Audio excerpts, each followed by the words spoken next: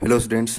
आज हम लोग एक और new chapter that is casebook के बारे में डिस्कस करेंगे। इस वीडियो में हम लोग जानेंगे कि क्यों केसबुक को सब्सिडरी बुक के साथ साथ प्रिंसिपल बुक भी कहते हैं, क्यों इसे हम लोग जर्नल एंड लेजर दोनों कह सकते हैं, एंड इसके डिफरेंट टाइप्स को भी जानेंगे। एट लास्ट हम लोग सिंगल कॉलम केसबुक के एक प्रैक्टिकल क्वेश्चन को भी सोल्व करेंगे। सो इस वीडियो को एंड तक जरूर देखिएगा। So first question is why cashbook, इसकी ज़रूरत क्यों पड़ी। सपोज हमारा एक बिजनेस है एंड उसमें बहुत सारे ट्रांजेक्शन होते हैं, तो उन ट्रांजेक्शन में अप्रोक्सीमेटली 40 to 50% ऑफ ट्रांजेक्शन जो होते थे वे रिलेटेड टू केस और बैंक ही होते हैं। इसलिए केस ट्रांजेक्शन को रिकॉर्ड करने के लिए एक सेपरेट बुक मेंटेन किया जाने लगा जिसे हम लोग केस बुक कहते हैं। एंड केस बुक से रिलेटेड दो इंपॉर्टेंट स्टेटमेंट है। फर्स्ट स्टेटमेंट है कि केस बुक को सब्सिडरी बुक के साथ साथ प्रिंसिपल बुक भी क्यों कहते हैं, एंड सेकेंड स्टेटमेंट है कि केस बुक को जर्नलाइज्ड लेजर क्यों कहते हैं। तो आइए फर्स्ट स्टेटमेंट को देखते हैं कि केस बुक को subsidiary book that is book of original entry के साथ साथ प्रिंसिपल बुक भी क्यों कहते हैं। So first question is why cash book is known as a subsidiary book. When a case book is maintained, all the case transaction और bank transaction double column या triple column में हमारा bank transaction भी record होता है, are recorded for the first time in the cash book. यानी जितने भी ट्रांजेक्शन रिलेटेड टू बैंक और केस होते हैं वे हम लोग फर्स्ट टाइम रिकॉर्ड करते हैं इन अ केस बुक, और उसे हम लोग जर्नल में रिकॉर्ड नहीं करते हैं। Thus this transaction are not recorded in the journal since cash book में सारे के सारे transaction for the first time record होते हैं, और जब हम लोग उन ट्रांजेक्शन को केस बुक में रिकॉर्ड करते हैं तो जर्नल में रिकॉर्ड नहीं करते हैं। इसलिए केस बुक को हम लोग सब्सिडरी बुक कहते हैं और उसे बुक ऑफ ओरिजिनल एंट्री भी कहते हैं। और हम लोग केस बुक को प्रिंसिपल बुक क्यों कहते हैं। When a cash book is prepared, cash account is not prepared in the ledger. जब हम लोग केस बुक को प्रिपेयर करते हैं तो लेजर में अलग से केस अकाउंट को हम लोग ओपन नहीं करते हैं। और the businessman can know the balance of cash in hand and at bank at any point of time. जब कोई बिजनेसमैन केस बुक को प्रिपेयर करता है तो उसे किसी टाइम पे अगर जानना हो कि उसके शॉप में कितना केस है या उसके बैंक में कितना बैंक बैलेंस है, तो वे किसी पॉइंट ऑफ टाइम में उस बैलेंस को जान सकते हैं। It gives data of daily receipt, payment and closing balance. Case book हमें बताता है कि डेली हमारा कितना केस रिसिप्ट हुआ, कितना केस पेमेंट हुआ, एंड क्लोजिंग बैलेंस यानी at the end of the day हमारा क्लोजिंग बैलेंस ऑफ केस और बैंक क्या है at the end of the day. So it is a principal book. तो इन सारे रीजंस के कारण हम लोग केस को प्रिंसिपल बुक कहते हैं। सेकेंड है cash book is a journalised ledger, means cash book एक जर्नल भी है और एक लेजर भी है। तो क्यों इसे जर्नलाइज्ड लेजर कहते हैं, उसका रीजन है first cash book is a journal. तो केस बुक को हम लोग जर्नल क्यों कहते हैं, तो it is a journal because the cash और bank transaction are recorded for the first time. जैसा कि हम लोग ने ऊपर देखा कि first time transaction related to cash और बैंक इसी में रिकॉर्ड होते हैं, और हम लोग इन ट्रांजेक्शन को जर्नल में रिकॉर्ड नहीं करते हैं। And like a journal transactions from cash book are posted to the relevant account. जिस तरह हम लोग जर्नल के थ्रू लेजर प्रिपेयर करते थे और लेजर में डिफरेंट अकाउंट को मेंटेन करते थे, उसी तरह केस बुक के थ्रू ही हम लोग जितने भी डिफरेंट अकाउंट्स है उनका अकाउंट लेजर में प्रिपेयर करते हैं, बट नॉट केस अकाउंट, क्योंकि ये जो केस बुक है वही as a cash account function करता है। सेकेंड है cash book is a laser.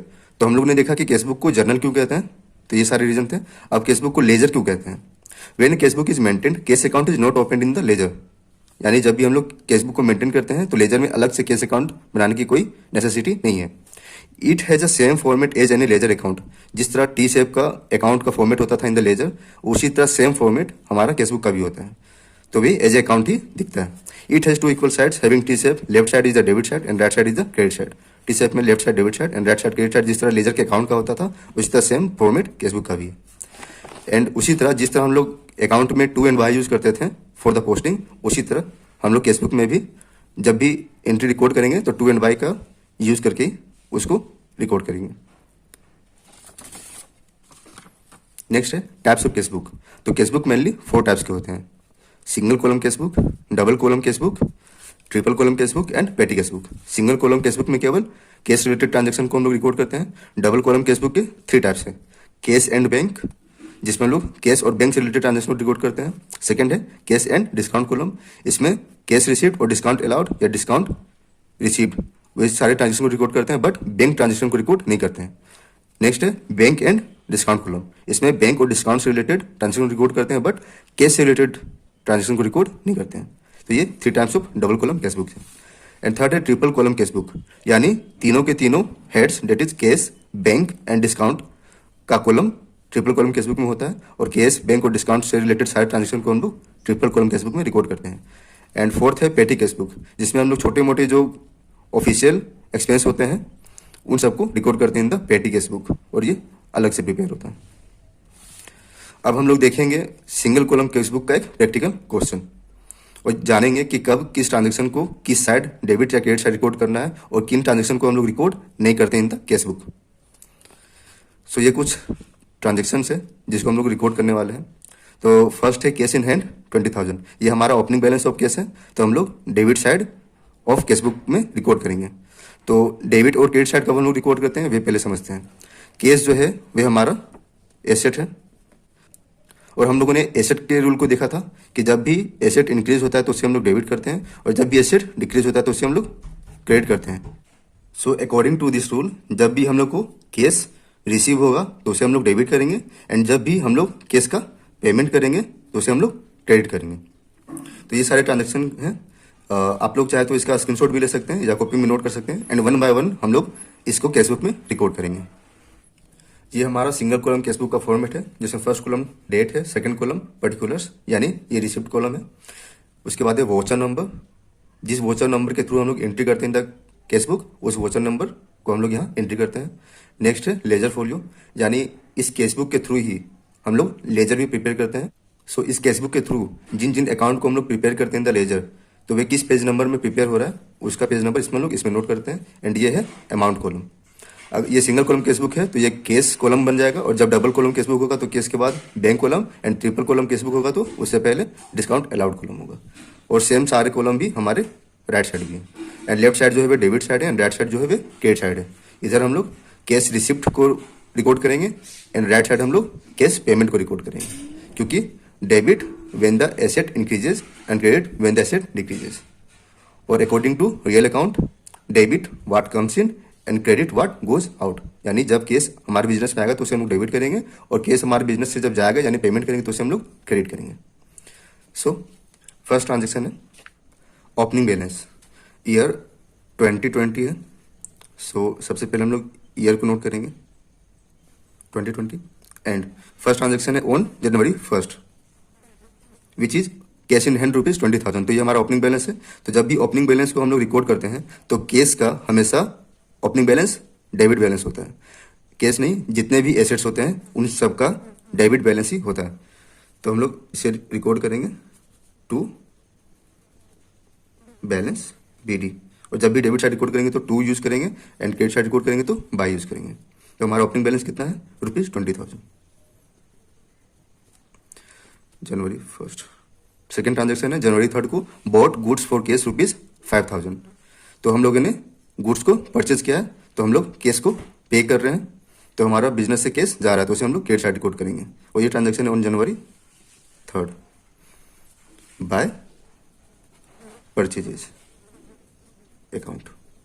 कितने का गुड्स परचेज किया हम लोगों ने 5,000 का। नेक्स्ट ट्रांजेक्शन है purchase goods from Rohit on credit rupees 10,000।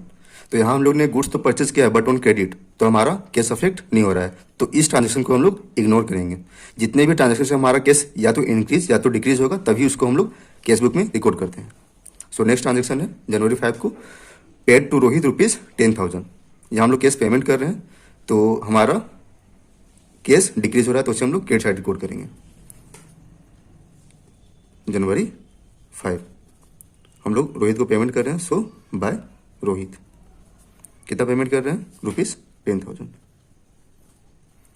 Next transaction है sold goods for case rupees 5,000। यहाँ हम लोग गुड्स को सेल कर रहे हैं फॉर केस, यानी केस रिसीव हो रहा है, तो उसे हम लोग डेबिट साइड रिकॉर्ड करेंगे क्योंकि हमारा केस रिसिप्ट है ये।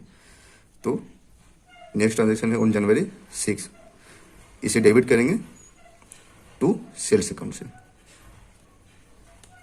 और ये सेल कितना का था रुपीज 5,000 का।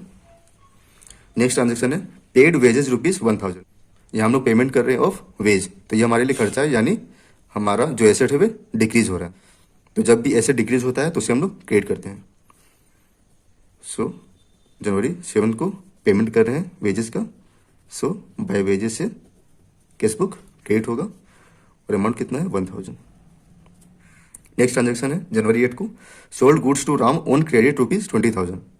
या हम लोग गुड्स को सेल कर रहे हो या परचेज कर रहे हो ऑन क्रेडिट, यानी जिस भी ट्रांजेक्शन से केस अफेक्ट नहीं होगा उसे हम लोग इग्नोर करेंगे। सो ये ट्रांजेक्शन रिकॉर्ड नहीं होगा इन द केस बुक। नेक्स्ट है कमीशन रिसीव ₹1,000। हम लोग कमीशन रिसीव कर रहे हैं यानी केस रिसीव कर रहे हैं, तो उसे हम लोग डेबिट साइड रिकॉर्ड करेंगे। और कमीशन रिसीव कितना हो रहा है ₹1,000। और ये transaction of January 9। So debit करेंगे केस बुक को टू कमीशन अकाउंट से विथ ₹1,000। नेक्स्ट है केस रिसीव फ्रॉम राम ₹15,000। जब हम लोग ने गुड्स सेल किया था राम को ऑन क्रेडिट तो उसे हम लोग ने रिकॉर्ड नहीं किया था, बट जब हम लोग को केस रिसीव होगा तो उस डेट में हम लोग उस ट्रांजेक्शन को रिकॉर्ड करेंगे। तो जनवरी 10 को हम लोग को केस रिसीव हो रहा फ्रॉम द राम, तो उसे हम लोग डेबिट साइड रिकॉर्ड करेंगे क्योंकि ये रिसीव ऑफ केस है। सो जनवरी 10 को हम लोग डेबिट करेंगे टू राम से विथ ₹15,000। नेक्स्ट है withdrew from business for personal use ₹2,000। यहाँ जो ओनर ऑफ द बिजनेस है या प्रोप्राइटर है वे बिजनेस से केस को विड्रॉ कर रहा है फॉर पर्सनल यूज, तो इसे हम लोग ड्राइंग बोलते हैं। तो यहाँ हमारा बिजनेस से केस जा रहा है यानी उसे हम लोग क्रेडिट करेंगे क्योंकि ये पेमेंट ऑफ केस है। सो जनवरी 25 को इसे हम लोग क्रेडिट करेंगे बाय ड्राइंग अकाउंट से, और वे विड्रॉ कर रहा है केस ₹2,000।